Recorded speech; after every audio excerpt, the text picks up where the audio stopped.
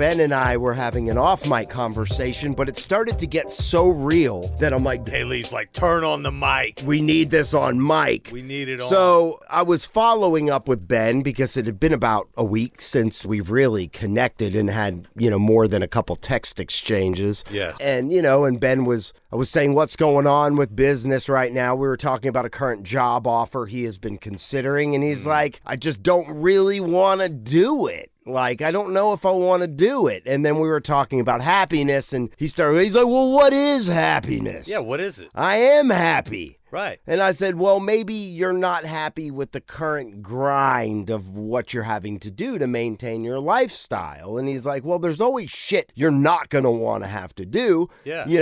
What do you want to do? And he's like, I want to be out on my boat. Yeah. I mean. Yeah, if we're talking pure happiness and bliss, I guess it would be somewhere to the extent of, $1 million a year in residual income, along with, the freedom to invest and do whatever the hell I want to do with my time. But is it all about income? No. I mean, that just buys you the freedom of not having to go and work for someone else. Doesn't make you happy, the money. But it's not going to make you happy. So what the fuck is happy? I mean, what does that even mean? Being, I guess, content. What does it mean to be happy? Content? Content. Well, then I'm never going to, because contentment is something that I've never been good at. Yeah, no. I've never been good at contentment. Well, the greatest form of contentment for me is a great meal. But then I eat it. You know what I mean? But then I'm hungry again. Yeah, and I'll get hungry again. I mean, life is perpetual, and I think that we have this idea that we're just supposed to be like, arrive at this place. You should never arrive. Well, but I guess, when true happiness. Happiness. True happiness can be found with people on a low income status. Yeah. Who are completely happy with their day-to-day job and the time they get to spend with their family. They wake up in a good mood. They don't need things and lots of money to make them cherish their loved ones and cherish their time. Yes. And I don't know if I'm summing that up. Like I'm looking like in my brain for one word that's like gonna encompass happiness. Right. And I don't think that there is one word. And it's not, maybe complacent isn't the word, content isn't the word, but just being okay with where you are. I mean, like right now, and being okay with living in that where you lie and being cool with it. Because I guess if you're not cool with it, well, then you're trying to either strive to do more or you're comparing yourself, that isn't going to bring you happiness. Comparison is the root of all evil, I guess if I had to say it, it's just being okay with, like, I'm cool right here. Yeah. Right now, in this situation, with the hand I'm dealt, with what I've got, I'm cool with that. I'm fulfilled. Right. I guess fulfillment. You're fulfilled. Your family life, you're fulfilled by your family. Yes. I guess you're probably, and if I was answering honestly, am I fulfilled? I'm fulfilled with my family. I got more than enough fucking family, Mike. Right. Do I wish I had to grind as much? No, but for me, it's almost like the hunt. Yeah. The building of what I'm doing, what we're doing, I believe in it so much. And while it doesn't happen at the pace that I want it to, but the excitement of watching it grow and the opportunity and the potential, that fulfills me. For sure. And hopefully it will produce fruit, which will fulfill me even more.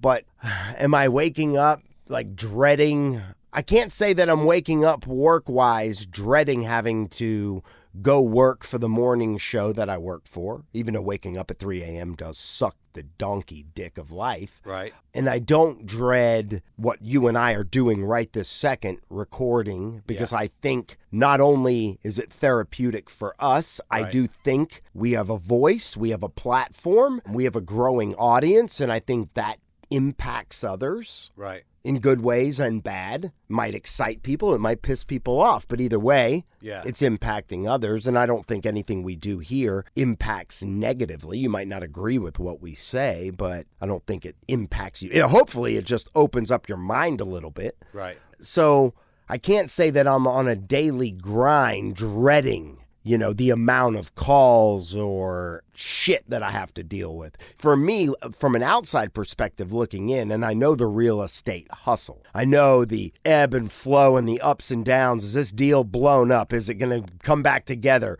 Anyway, I know that grind. And I know that, it's like an up and down roll. And the amount of calls and fires you're putting out is... I just don't know anything else, I don't really know any other grind. I mean, I've done other things, but it's all been the same thing. It all comes down to talking to people. It all comes down to selling a product or a service. I've never really been in the support role. I've typically been in either leadership or sales. So I don't really know how to do anything else. I mean, if I'm not going to sell real estate, I'm going to go sell something else because that's what I do. I just happen to know real estate really well. It's something that has the ability to pay. Is it easy? No. Are there lows? Yes. Are there highs? Yes. There's highs, there's lows, there's everything in between. But it gives me a great deal of freedom, gives me a great deal of income, allows me to support a great life for my family. There are pitfalls, certainly. Am I a little bit obsessed with cars and trucks and boats and all that kind of stuff? Yeah, sure. But in a way, the way that I reward myself for going out and doing what I've got to do, those are the things that I really want. I want a cool car. I want to go. It's kind of like a kid, it's like toys, I mean, those are like toys. So I look at them as toys. I mean, I could take them or leave them. It doesn't really matter to me. You know what I mean? But I like those things. Sure. The world that we live in is very, very difficult to navigate. I'm happy when I'm in nature, like our boy Jason was discussing the other day. I mean, you get out in the middle of the woods, you get out on a trail, you get out in a tent somewhere, you spend a little time in nature. Man, that's a really good way. I love being on the water. I love being on the ocean. The beach is cool. It's all right, but I'm not really a beach guy. I don't really hang out on the beach. I like to be out in the ocean, That's exciting to me. So there's a lot of things that are exciting to me overall. I like spending time with my family. I like being around my parents. I want to be around my parents more because I know the truth. And the truth is, they're in their late 60s. Yeah. That's the truth. So how many years do we have left? How many dinners are we going to have together? How many Christmases do we have? So does it make me unhappy to be away from my family? Yeah, it kind of does in a way because I feel like I'm losing time. So it's like a drag on me. I can't let it go. So maybe I should be closer to my family. I don't know. But that's definitely something that drags on me. Can I ask you a honest question? Yeah. Do you think that maybe you're having these feelings today in this sense is because you didn't get to spend your Father's Day with your dad this past weekend, maybe? Is it like, is that kind of not what, is that something that you're I don't think so. I mean, obviously I was looking forward to that, but Jennifer's dad had an opportunity to come to town and he rarely does. So my parents were fine not coming and I was fine letting them know what the deal was and they were completely fine. And we'll be down there for the 4th of July, right. Down at the beach for a week, and I see my parents probably every month, so whatever. Right. But it's a situation where, just like anybody else, there are things that make me happy. There's things that make me sad. There's things that make me frustrated. There's things that make me glad. But are you Dr. Seuss? Yeah. I'm happy. I'm sad. I'm glad. I'm mad. For the most part, though, I think it's my family, my wife, my son, my mom, my dad, my brother, my sister, my immediate close family. That makes me the most happy when I can be around and spend time with them. And fulfilled. Yeah, and fulfilled. But, I just don't think there's any perfect scenario. And maybe that's just me. Maybe I'm making excuses. Maybe we should get Coach Kaufman in here to analyze me or something. Yeah, right. But I've taken every performance test. I take all the personality assessments. I'm honest as shit on every single one of them. And they all come out the same way. You know what I'm saying? And people are like, wow, man, you just meant for great shit, And I'm like, awesome, sweet, amazing, Well, I guess it depends on what that person's definition of great shit. I mean, I think you're doing great now. I do too. Could you be doing better? Of course. Anybody could. And I believe you're striving to. I certainly am. And so it's frustrating to me. But, I think that we all have different definitions of what that looks like. And for me, I like being on the move. I like being on the go. I don't mind going from one place to the next, to the next, to the next. That makes me happy too. I love being in kinetic motion. You know, I just love moving forward or backwards. I love solving problems. And I think sometimes you get to a point where you go, wait a minute, what am I doing all this for? What is the point of what I'm getting ready to go and do today? Like, what's the real point? Like, yes, I have to pay bills. I have to do this. I have to put money in savings. I have to do all that. But what if I died tomorrow? Would any of that matter? Well, of course. I mean, my family, but I've got life insurance policies out the ass. If I died, my family's going to be very well off. I mean, what is it going to matter to me? Well, you're dead. What is it going to matter to me? You know what I mean? And I think it's a very, like, esoteric kind of a question, you know what I mean? But happiness to me is being able to live a day and saying, you know what? If I die tomorrow, I'm cool with that, you know? Well, I think that's kind of a hard thing to do when you have, you know, a son and a wife. Well, yeah, of course I don't want to die anytime. Right. I mean, I want to live forever, you know? But I want to leave things in a way that is squared away and smooth. respectful of them and all those kinds of things. And that's done. That's already in place. You know, the question is like, what do I want to do on a daily basis to bring myself joy?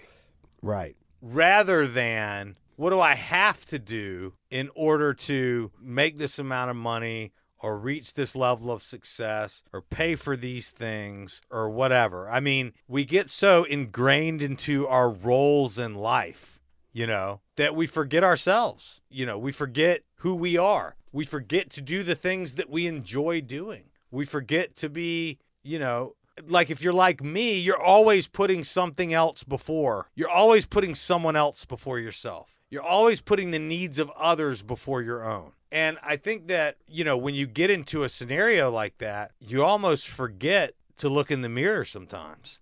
Right. And then maybe when you look in the mirror and you don't like what you see, you go, wow, maybe I need to make some changes. But you can't because you've been delivering on such a high level for so long that has implications. To change anything, you got to change everything. Well, and to change everything. But is if that you also want to stay happily married, you can't just do it. You can't just pull the trigger on big, massive changes. Unless you've been living well below your means. Yes. To where you have a large enough nut. Yes. To basically ditch everything. Yeah. And move forward. Yeah. Like I don't. Yeah. I mean, I'm not 3 months from bankruptcy, right. Or I'm not even 6 months or even a year. Yeah. I mean, if you look at, and this isn't me bragging, I've always considered the game of money and saving money. My wife calls me a greedy, like, yeah. Oh, you're cheap. Cheap bastard. Well, I'm not cheap. I mean, like, I buy things that I need to buy. But the point is I've always made it a game of personally of saving money. Right. I've always kind of looked at it as like I'm playing a game. Right. And like, it almost irks me to have to pull money out of savings for something. Like, you know what I'm saying? Yeah. Like, I look at that as, ugh. Yeah. And sometimes you have to because expenses come out of the fucking woodwork. You're not expecting. And you know, you have more month than you do money. That's right. And that happens. It happens to everyone. But am I in a place that, you know, I could sustain 10 years? No. I mean, I'd like to be. Right. I'd like to have, 10 years to where if I decided to make that change and walk away from everything right now, right. I wouldn't have to sell my house and downsize or, and really uplift the whole family unit right. to, which there's nothing wrong with downsizing and cutting costs either. Because technically I don't need all this house. I could get rid of 80% of the shit in this house, the stuff. And I was just listening and I was going to play it earlier because the amount of stuff that is in this house now drives me up the fucking wall. And partly it's because we have 3 kids and 3 kids come with lots of clothes. They come with lots of toys, but you just collect shit and then you store it. And most of it you're not using. Most of it, if you were moving tomorrow, you'd go, that's going in the trash. That's going in the trash. Sometimes I walk into my house and I'm just like, I'm about to lose my fucking mind because the amount of shit that has been given to us, that we've bought, that we've been collecting. It's not that we're hoarders, but like it almost life would be so much more simple. Yes. From a cleaning perspective, from a just, if I had to pay to move right now, and I was like, I'm not getting rid of anything. Right. The amount of money it would cost to move all this shit in this 3-story house would be fucking crazy. Yeah. It's just nuts. Yeah. And I feel like the walls are closing in. I'm like, I'm about to just purge. Right. Like, that's not needed. I don't need that. Of course, some stuff matters to you, but, most of it, if it all burnt down today, you could replace it and be like, oh, life is so much. I think for me, because when I let my townhouse get foreclosed on, I was not in a great place at this potential time. And I was living off of money that I had saved. I had lost my job at the tattoo shop. I went into real estate. But as, starting a real estate business, things don't, especially in the beginning, you don't have a book of business, things don't just start popping off. Right. Well, they didn't for me, and maybe at the rate I was working, but I was knocking on doors. I was so far behind that when I did have a closing, I got to like square up and even out. Yeah. Then it started backing up again because, I just finally got even, but the next big closing or the next thing was still months away. Right. And so I was like, every time I did close, I was like paying, back mortgage, back car payments, whatever it was for me. But when I was like, fuck this, and I gave my dog to my ex-girlfriend to, because that was somebody I trusted with my dog. And I pretty much sold everything and moved certain things into my mom's basement as storage. Yeah. And then I lived in a penthouse, ended up living in a penthouse and on our buddy's couch for months. Right. With nothing but a duffel bag. And when I moved into the penthouse and I literally had an air mattress and some clothes and a computer, life was so simple. Right. And not to mention I was living in a pimp penthouse. That was great too. But like I didn't have all this shit. Right. And it's just, to me, I was almost fulfilled. Like it was almost a happier existence. Not saying I'm not happy with what I have now. Yeah. I'm just saying I feel like that clutter, it's just unneeded and I could walk away from it all. Yeah. And it's just shit. That's why when people lose all their shit, hopefully they don't lose any family members or dogs, but it's all replaceable. Well, I think that's it. I mean, I guess I feel like I'm living for things that are in the material realm, and I want to live for more than that, I feel like I'm living for all this stuff, It's like I'm a slave to stuff. Consumerism. I mean, like, even just helping people buy and sell luxury real estate. It's still stuff. It's their stuff. Right. Trying to help them get stuff. Right. Or get rid of their stuff. I mean, all of my day, every day from the time I wake up, it's either my stuff or their stuff. That's what George Carlin's fucking... You know what I'm saying? It's all about stuff. And it's like, I want my life to be about more than stuff. So am I happy? Yeah, I'm plenty happy. Absolutely. But I want to live for more than stuff. So how do you explain that? And what does that even mean? And what is the next? You can't just let go of everything. So I guess what do? I let go of a little bit of stuff? This is a perfect transition into this segment by George Carlin. That is, I was going to start with this. Last warning, if you do not get your $21,900 in health benefits this week. More stuff! Here we go. I would have been out here a little bit sooner, but they gave me the wrong dressing room, and I couldn't find any place to put my stuff. And I don't know how you are, but I need a place to put my stuff. So that's what I've been doing back there, just trying to find a place for my stuff. You know how important that is. That's the whole meaning of life, isn't it? Trying to find a place for your stuff. That's all your house is. Your house is just a place for your stuff. If you didn't have so much goddamn stuff, you wouldn't need a house. You could just walk around all the time. That's all your house is. It's a pile of stuff with a cover on it. You see that when you take off in an airplane and you look down and you see everybody's got a little pile of stuff. Everybody's got their own pile of stuff. Yeah. And when you leave your stuff, you got to lock it up. You don't want somebody to come by and take some of your stuff. They always take the good stuff. They don't bother with that crap you're saving. Ain't nobody interested in your 4th grade arithmetic papers. They're looking for the good stuff. That's all your house is. It's a place to keep your stuff while you go out and get more stuff. Now, sometimes you've got to move. You got to get a bigger house. Why? Too much stuff. you've got to move all your stuff. And maybe put some of your stuff in storage. Now imagine that. There's a whole industry based on keeping an eye on your stuff. Enough about your stuff. Let's talk about other people's stuff. Did you ever notice when you go to somebody else's house, you never quite feel 100% at home? You know why? No room for your stuff. Somebody else's stuff is all over the place. And what awful stuff it is. Where did they get this stuff?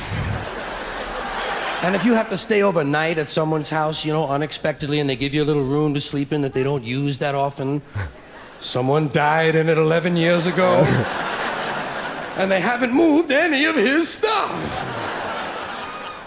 Or wherever they give you to sleep, usually right near the bed, there's a dresser, and there's never any room on the dresser for your stuff. Someone else's shit is on the dresser.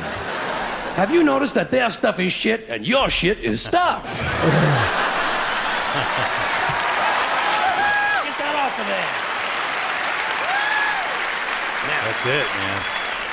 Now, sometimes you go on vacation, you gotta bring some of your stuff with you.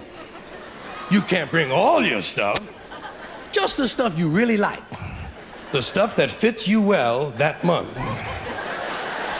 Let's say you're gonna go to Honolulu. You're gonna go all the way to Honolulu. You gotta take 2 big bags of stuff, plus your carry-on stuff, plus the stuff in your pockets. You get all the way to Honolulu and you get in your hotel room and you start to put away your stuff. That's the first thing you do in a hotel room is put away your stuff. I'll put some stuff in here, put some stuff down there. Here's another place for some stuff here. I'll put some stuff over there. You put your stuff over there. I'm putting my stuff over here. Here's another place for some stuff. Hey, we got more places than we've got stuff. We're gonna have to buy more stuff. That's awesome. I mean, it's true. And, you know, Josue and I have been talking a lot about this, and he talks a lot about it. He's like, you're too into the material realm. And he's like, I'm not just talking about stuff. He's like, stuff is just one part of the material realm. What is it that you do? What are you doing? Like, this world that we're sold is all about stuff. And at a certain point, it just becomes bullshit. It's just not real. well, it's nothing you can take with you. For a long time, it was all so real. And I don't know, it just isn't anymore. Yeah. For me. And I think that I've made this change on the inside, but I'm still living the stuff life. And Right. I really don't know how to let go of it. I don't know how to change. I don't know how to do anything else. And maybe that's the challenge that I'm facing right now is how do I get myself out of what I've gotten myself into? Well, and there's one very easy way to do it. Get rid Liquidate. of your stuff. Yeah, get rid of it. Sell it. Sell it all. The excess. Get rid of the stuff. You still need a car. You have to have a car. You got to have a place to live. You got to have all that stuff, right? But then again, the boat, if it brings you that much joy and happiness, then... I don't even care. I mean, I would get rid of it's whatever. It doesn't matter. It's a small thing. It doesn't. Right. There's no stress around that for me at all. But if it's going to make me feel better, I'd dump it. You know what I'm saying? Matter of fact, I could probably make a bunch of money if I sold it. But I'd rather have the boat. I like being out on the water. That brings me a sense of joy that going out on the water, watching the sunset, going out on the water with my family, my son, finding a sandbar, watching him run around and collect rocks and shells and, all that kind of stuff. I love that. All that kind of stuff. Stuff. So I don't know, man. I think that it's just very frustrating. I totally get it. It's a grind. Everybody out there, just like we talked about in the episode last week, we were talking about addiction and, everybody is addicted to something. Yeah. Some are maintaining. Absolutely. Teetering on that edge. Yes. While others have their life has spun out of control. Yes. Due to maybe going a little too far. Yes. And now they're no longer maintaining sustainable control over those issues. And I think it's kind of one and the same. We're all dealing with the grind of having to accumulate this tool called money. Right. And most of us are doing it in a way that if we really had to choose, are you really getting fulfilled from having to grind day in, day out and doing what it is you're doing to make that money? Now, some people on a much lower scale and, their grind is harder. There are people digging ditches for a lot less. Right. And being underappreciated and overworked. While some, like yourself, I consider it a blessing that you're, and I've done the real estate, that you're able to go carve out as much business as you want to do to, and yeah. It's funny because the same amount of time that you spend working on, $1 million deals that put in a couple $100,000 in your pocket, some people are grinding that same amount of time out for a salary of $30,000 a year. I know, and I could never do it. I really just couldn't do it. And I'm not saying that there's anything wrong with people who do. I'm just saying I could never do it. And I do enjoy what I do when I'm doing what I do, meaning when I'm helping someone, I really do enjoy it because I'm really good at it. But there's a lot of other aspects that I don't enjoy, and that's okay. I'm fine with that. I'll take that. I'll take all the other stuff that I don't enjoy in exchange for the aspects that I do enjoy. And that's completely fine. I think that it's just defining what it is that you want, defining where it is that your desires lie, and being able to admit when those things change. What you want can change. Absolutely. Your desires can change. What you need can change. You can change on the inside, but you have to make the changes on the outside to reflect what's going on the inside. And I think that for me, anyways, it's been building for a while. I don't want the same things that got me to where I am. If you would have seen my vision board 5 years ago, it was all a bunch of stuff. It would have looked like it was something out of Rob Report. Yeah, it looked like the damn Rob Report, And once you get all that stuff, you realize that it is just as cool as you thought it would be. It's every bit as cool as you thought it would be. But it's not as fun to have it as it is to chase it. Right. It's more fun to want it than it is to have it. It's more fun to dream about what color your Porsche would be than to actually decide and see it in your garage. There's proof. Okay, great. But once you have it, it's over. Yeah, you drive it a few times, but then not that the shininess wears off, but the excitement of it wears off. It's like a conquered little hatchet. Yeah, I've got a friend, and you know him. He's a friend of yours, too. We won't bring up his name, but this guy, he can't get rid of this, what I'm talking about as it pertains to cars. And he's chasing the dragon. And, this guy, he's probably listening, and he knows who he is. How dare you? I'm just playing. Dude, I'm not kidding. It's a $250,000 car every week or two. A different one. And he'll buy it. And, you're talking about the sickest shit. Oh, he was at my house. Yeah, you know who I'm talking. He had a nice convertible Porsche. And I'll be shocked if he has it in 2 weeks. Shocked. Because right now, it's in the shop. So first he got it. Right. He chased it. And now he's making enhancements to it. Now he's taking it and fully custom. The whole thing is going to be fully custom. It's going to be one of one. And he's on a trip until the end of June, and he'll be back. Yeah. And I'm not saying there's anything wrong with him or anything like that. No. Do what you want to do, but it'll be gone. And so the point is that it's just chasing that dragon, and it's never there. It's like a shell game. You're chasing something that doesn't exist. That feeling that you think is on the other side of owning that thing isn't there. Now, you can own it, and that's real. But that feeling that you're looking for, it doesn't come from stuff. It just doesn't come from stuff. And we live in a world that's driven by the desire for stuff. Yeah. The whole thing is built around it. And it kills me now to see my son become infatuated with brands of clothing, just like we're all trained to do. And I see the programming sinking in on him. And there's like nothing I can do about it almost. There is. Well, but he's going to school and people at school. Exactly. And then it's like, oh, you got the Nikes, Exactly. you got the, whatever. Right. There's a lot of pressure. It's a whole thing. There's a lot of pressure. And it doesn't stop. No. It does. It even gets bigger and bigger and bigger because although we say comparison is the thief of joy, and it is, but we are comparing ass motherfuckers. Well, right. Okay, I don't care if you say I don't compare myself to other people. Okay, fine, but you do. Yeah. You do. Right. One way or another, you do. And society, it might not be an individual person. They're going to make you compare your body type to someone else. Right. Because you're going to see models. That's right. You're going to see Brad Pitt. That's how we're built. Yeah. I mean, and it's a thief. It is the thief of joy comparison. Because it is. Because you're not looking at what you truly have. Stuff is also the thief of joy. Yeah. The problem with it is that it doesn't necessarily help.